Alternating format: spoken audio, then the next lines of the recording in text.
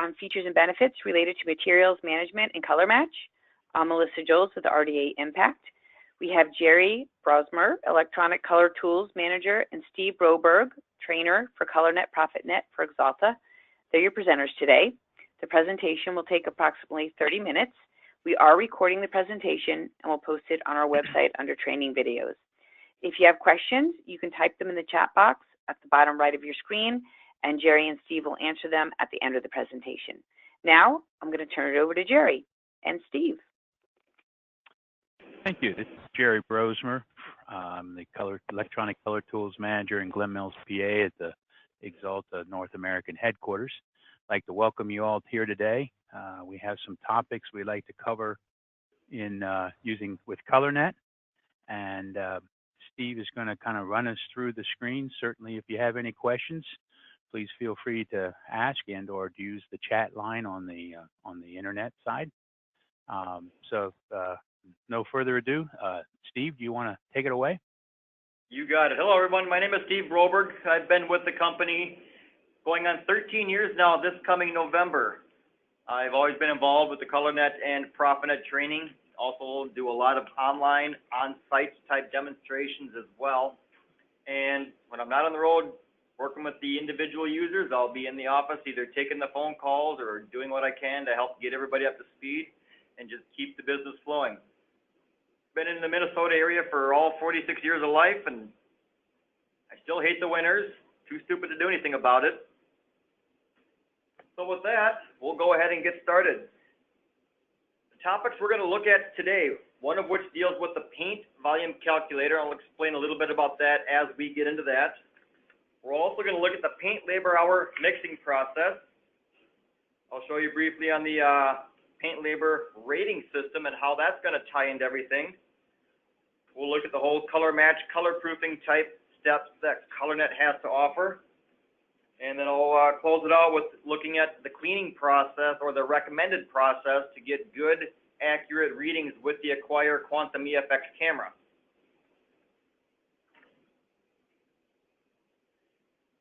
So to start with the paint volume calculator. Now, ColorNet's paint volume calculator helps the user estimate the volume of paint needed to repair specific vehicles, specific panels for a vehicle. So as we go ahead and retrieve our color here,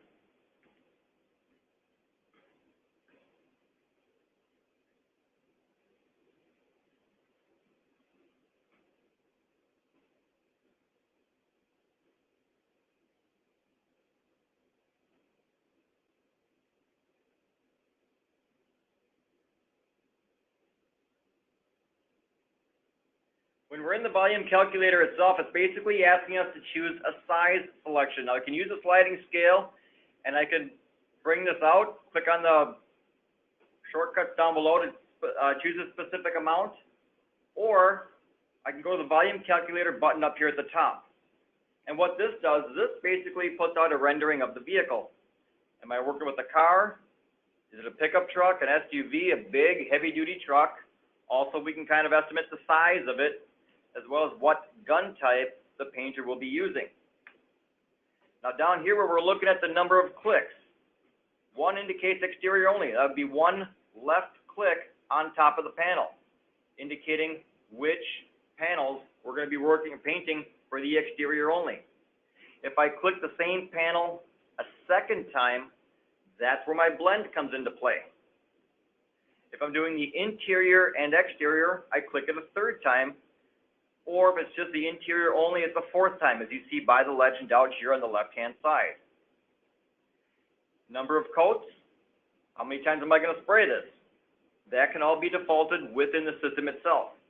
Now, if I'm only doing a partial panel, that's where a right click comes into play. And when I do a right click, then I can choose this panel size if I'm doing the full panel, just half the panel, or just a quarter of the panel, and also include the jam.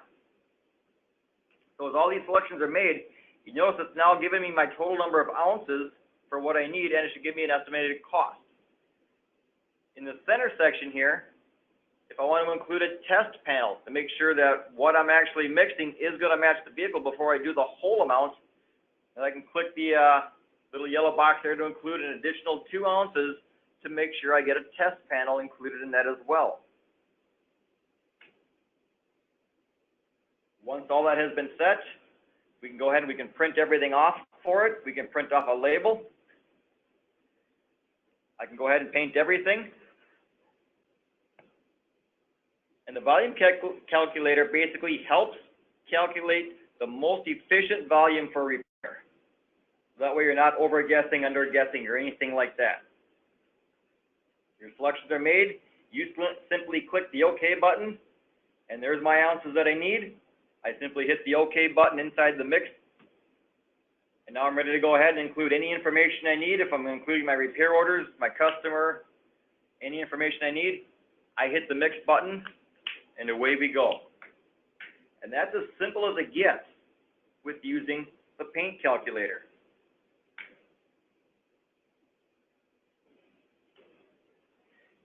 Now, starting back again for the paint labor hour system, ColorNet's paint labor hour mixing system is designed to help estimate how much paint is required to complete a job. This is based on the number of refinish hours written to repair a vehicle, as well as how many ounces per hour the shop can spray. And here's how this works. Again, we'll pull up our formula.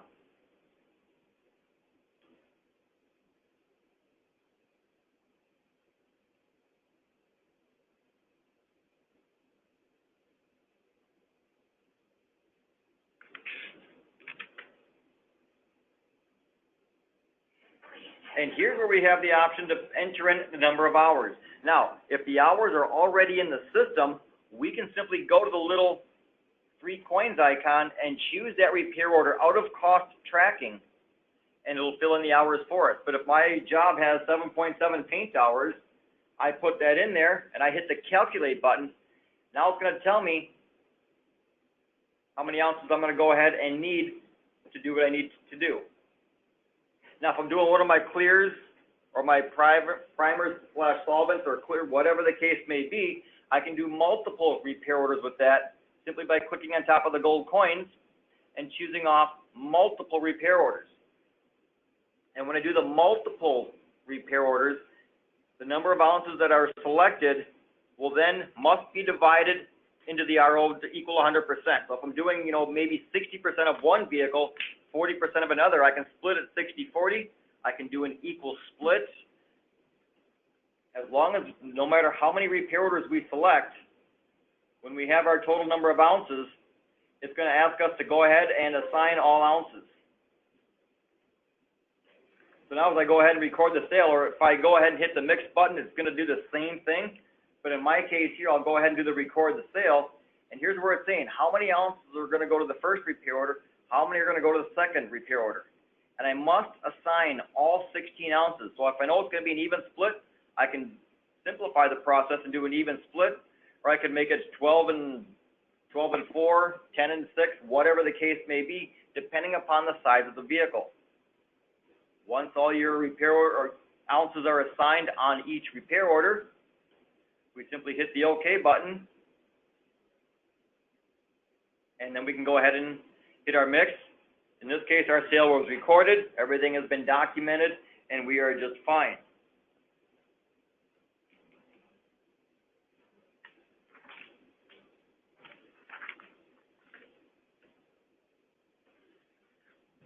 ColorNet's paint labor hour rating system, this provides a measure of material use efficiency for each painter in the shop. Currently, this system is basically a 90-day rating cycle, or done quarterly.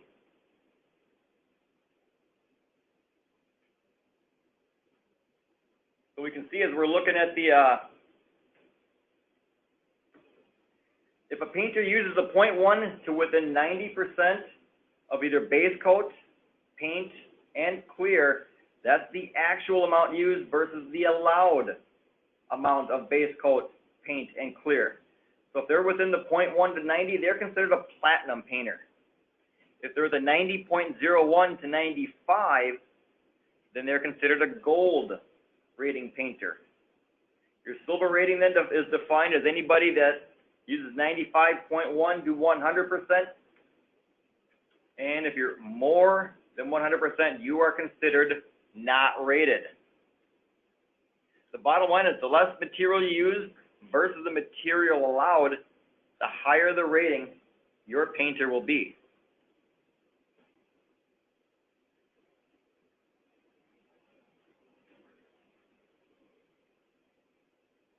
Now we'll go ahead and we'll get into the color proof and the color matching system. So for this one, I'll pull up my camera reading.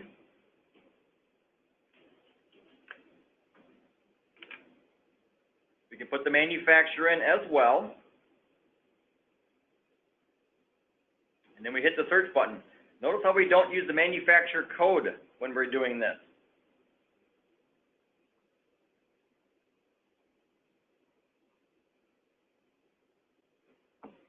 Now when the color proof window or the Color Analyzer Plus window opens up, here's what we're looking at. We're looking at our best formula. The flake value and the color value is good. Our flake values gave us our check marks. Yes, this is good. Your legend is down in the bottom left corner of this window. If we had the yellow triangle, we're marginal. With the red stop sign looking icon, that is unacceptable. Color value came back at 1.9. Anything 2.0 and less is considered good. Here it shows our formula number. As we're looking at our blend view, right now it defaults to 50%. We can adjust these numbers and then turn our blend view on. Now, when we turn that on, here is your blend view area. So it kind of matches, blends everything together so you get a better representation. Here's your vehicle color, here's the formula color, here's my blend view area based on the percentage that you entered. If you need to change your number to bring that area out a little bit, we first turn it off, increase our number, and then turn it right back on. And now we see, here's my blend area now.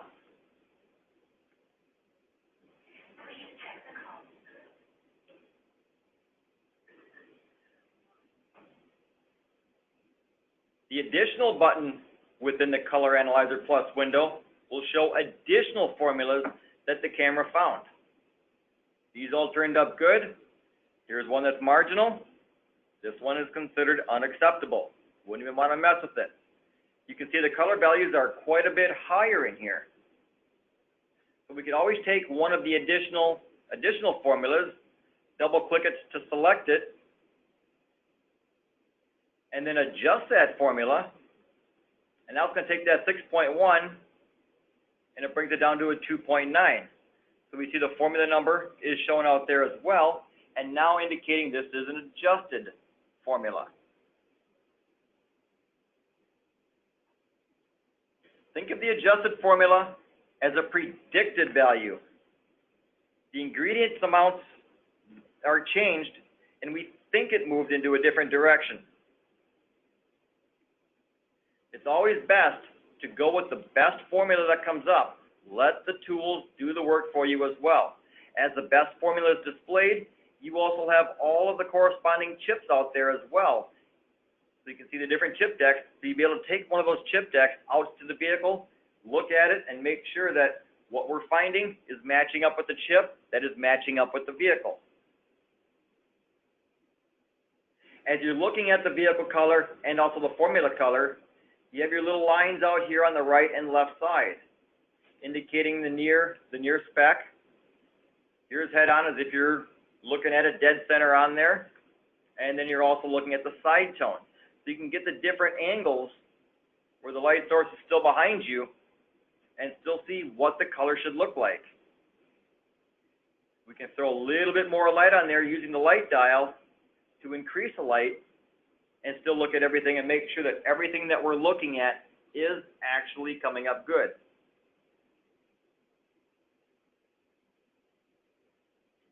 As we're looking at the chip view now, by default, this defaults to a curved view. This is how we're looking at this. This is considered the curved view. We can change this to a single angle, and this is a more defined view, and we basically turn the chip 90 degrees so the painter can better see the differences in the near spec, the head-on face, or the side tone and flop. So as we're looking at this in single angle, All your vehicle information is up on top, and your formula is down below.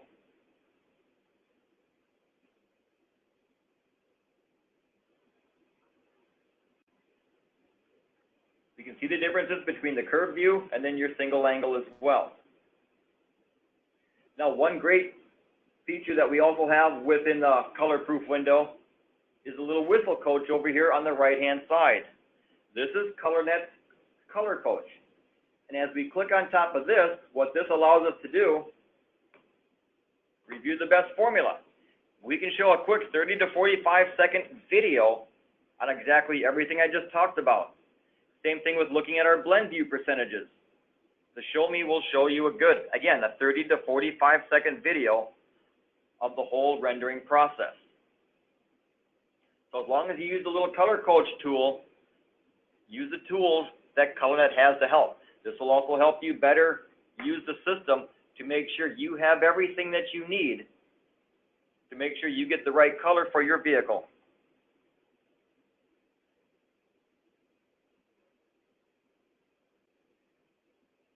When our best formula is selected, you simply click the Select Formula button at the bottom of your screen, choose your reduction method,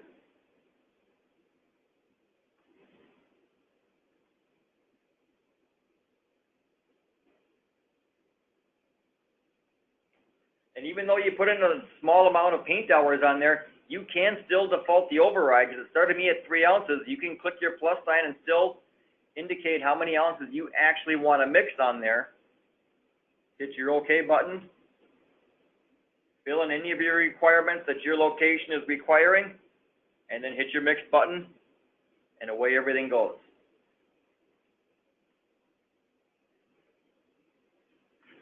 My last topic I wanted to discuss briefly with you before we open it up to questions and answers is the cleaning process.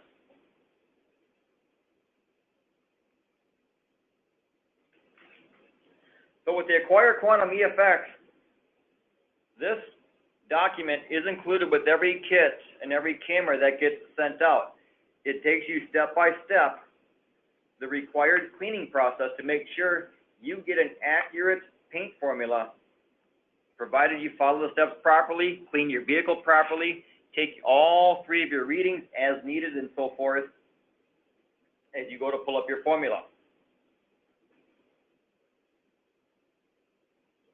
The buffing kit that is also included with the EFX and so forth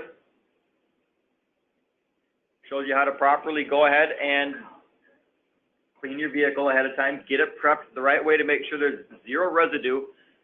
You don't want to be taking a reading on a dirty panel. Lack of cleaning can result in a mismatch and an incorrect flake. You always want to make sure you are reading everything as clean as it can be. I've always recommended to shops when I've been on site doing various work and so forth, if they're working on a hood, take a reading of the hood and then one of each side of the fender. One on the left side, one on the right side. Do the areas around the repair. Don't just focus on the hood itself and move that camera within a very, very small area on the same panel. Move it around. Get some of the side, get one of the panel itself, get one of the other side. Continuously move that around.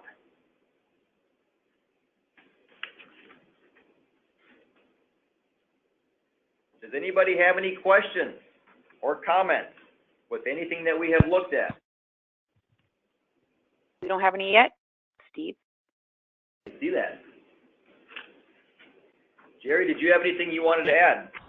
Yeah, Steve, I didn't want to interrupt, but folks, as with the various topics that we've covered here, we looked at a couple of 3 processes in ColorNet to control paint usage in the shop.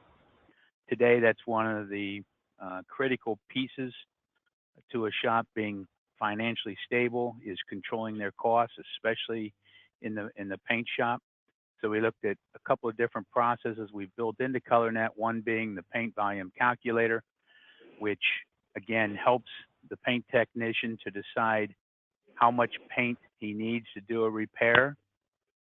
The second option that we have is, as Steve called it, was the paint labor hour. And this is really I think, a very nice process because it's based upon the actual hours on the RO for the repair. Now, as you saw, Steve had a preset. You can go in and set the ounces per labor hour for both color, clear, and primers and sealers. So you can set that to the shop need. Most of the time, the goal should be around 2 ounces per labor hour. But again, some shops, when they were to be put on this initially, the right amount might be 2.5, maybe closer to 3 ounces per labor hour, with the idea that the paint labor hour process will help encourage the paint technician to reduce the usage, their volume usages, as you get used to the system.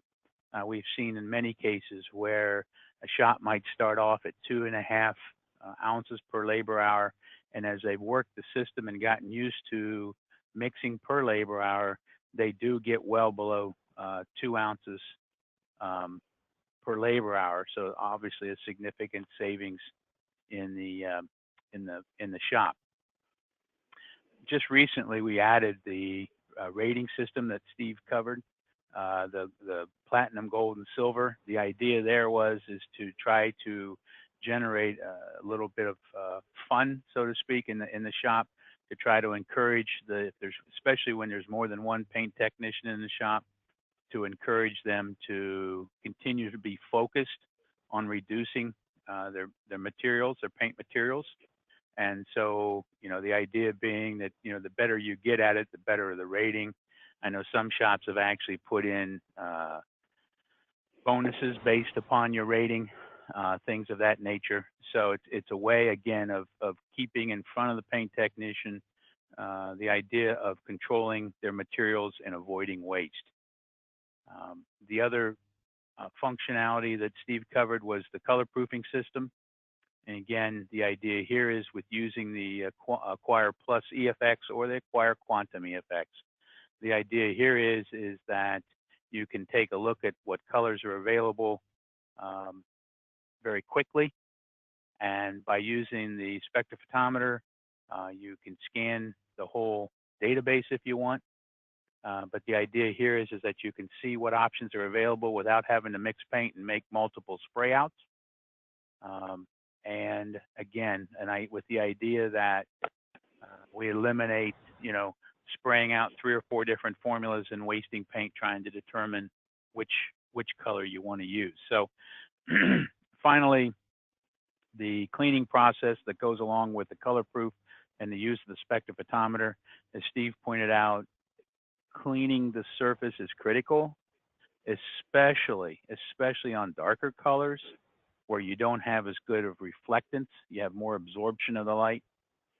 But the idea here, again, is taking 3 readings around the repair and making sure that the cleaner the finish, the better the spectrophotometer is going to work. So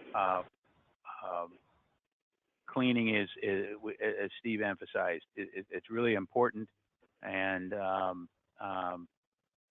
cleaning the 3 surfaces, they don't have to be large, but cleaning the 3 surfaces to use a spectrophotometer is really critical to the success of the equipment. So just some ideas around options, processes within ColorNet that can help a shop control their costs, control the amount of material used, as well as the amount of material wasted.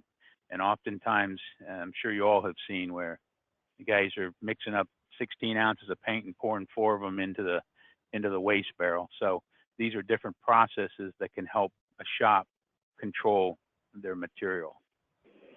Are there any questions? I still haven't Don't seen any have any. pop up. Yep, not yet. If anybody has questions, it would be a great time to type them in.